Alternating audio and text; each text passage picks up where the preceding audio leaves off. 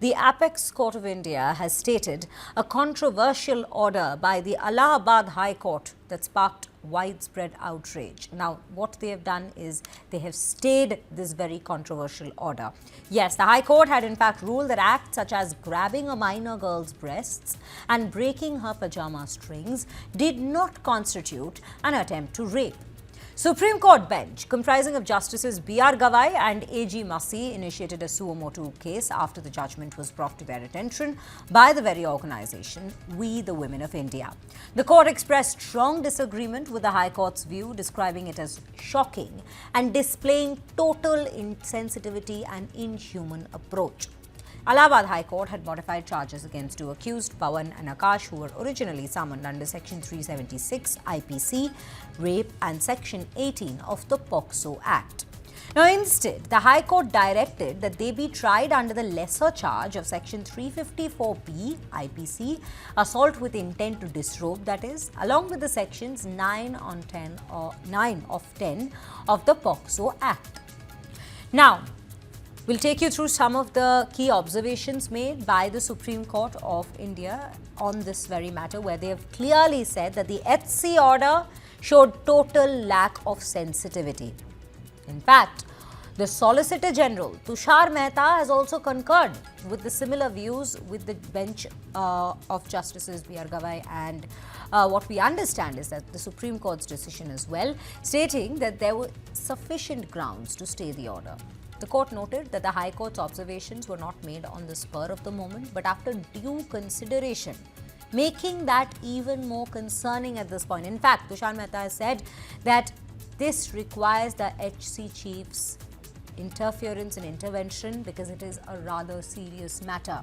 Now, the Supreme Court has issued notices to the Union Government, the Uttar Pradesh government and the parties involved in the case. Attorney General and Solicitor General has been asked to assist the court in addressing this matter comprehensively, and this decision comes after a significant public outcry against the High Court's ruling. Supreme Court's intervention highlights its commitment to ensuring that such serious offences are indeed treated with the gravity that they deserve.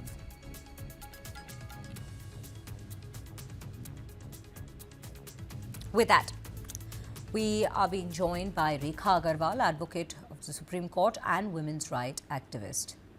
Ms. Agarwal, thank you so much for speaking to us at News 9. And today, indeed, while the Supreme Court's order reinstates our faith in the judiciary, but in the very first place, an order of the kind that we had witnessed that was delivered by the Allahabad High Court, it is concerning, to say the least.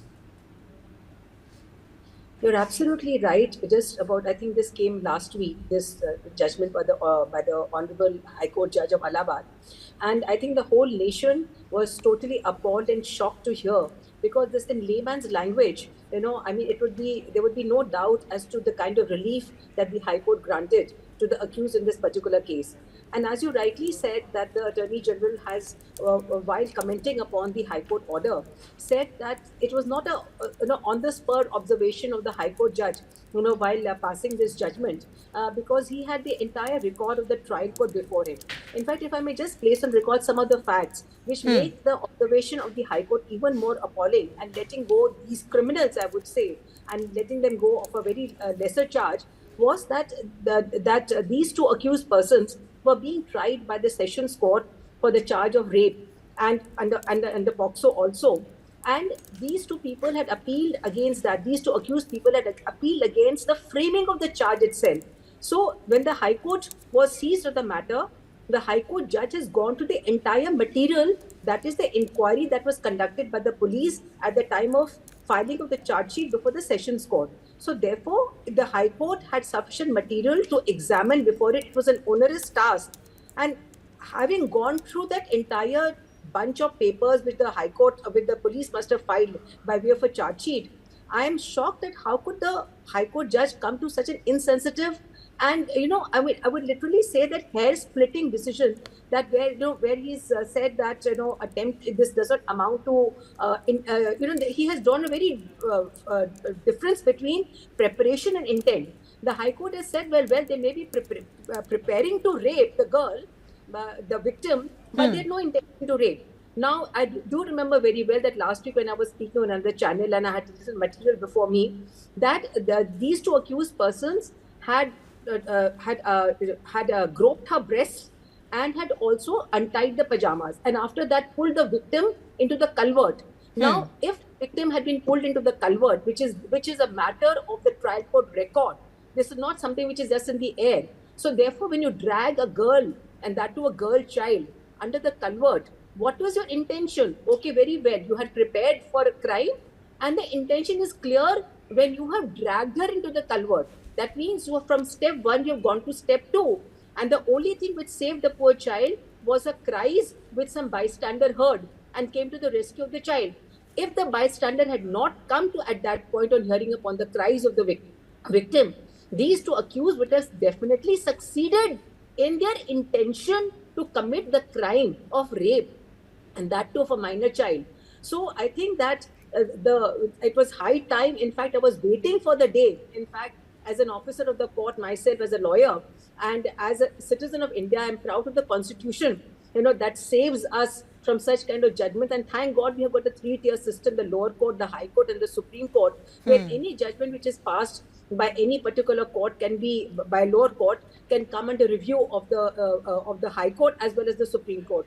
Having said that, I think that this again reinstates the fact that the Supreme Court is not a silent spectator to what is going on in the higher courts, and it has suo moto taken cognizance of the fact that this was a very, very insensitive judgment passed by the High Court of Allahabad, and it has rightly stayed the order and issued summons to the concerned parties.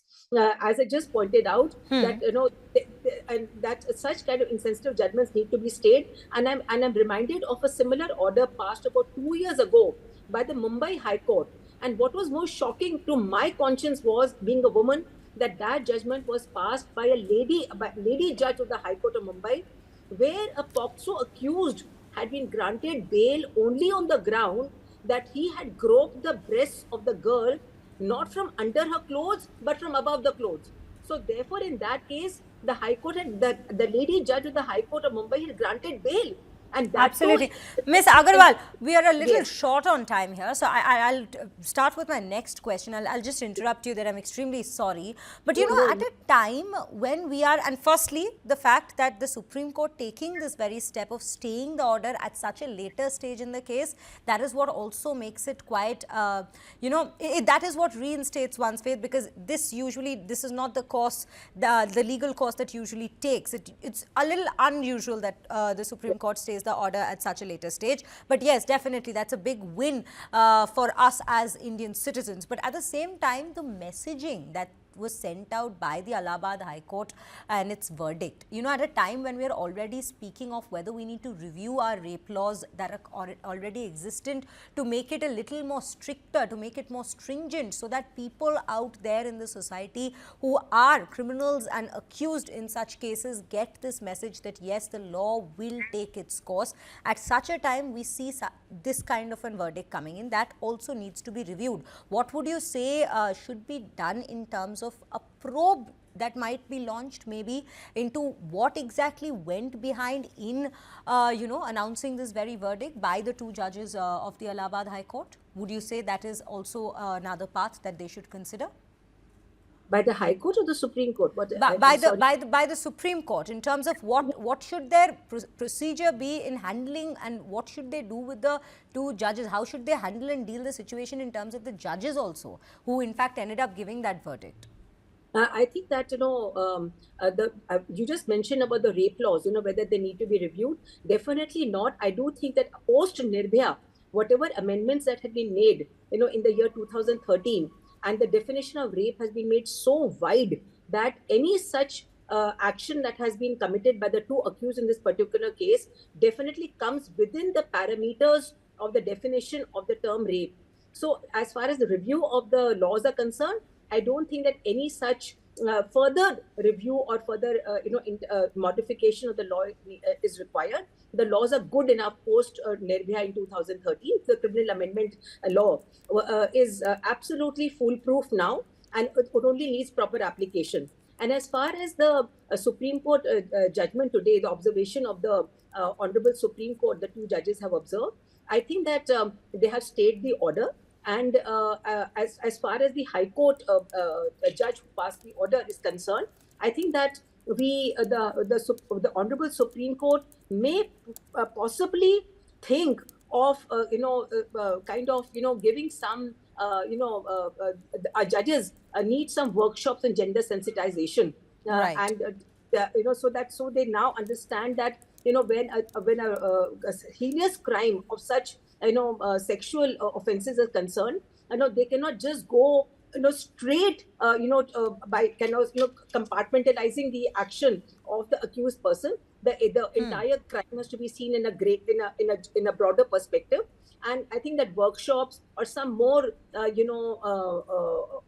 on the ground knowledge of the law is required. Right. Some, I think, a little homework by our judges would come in good stead.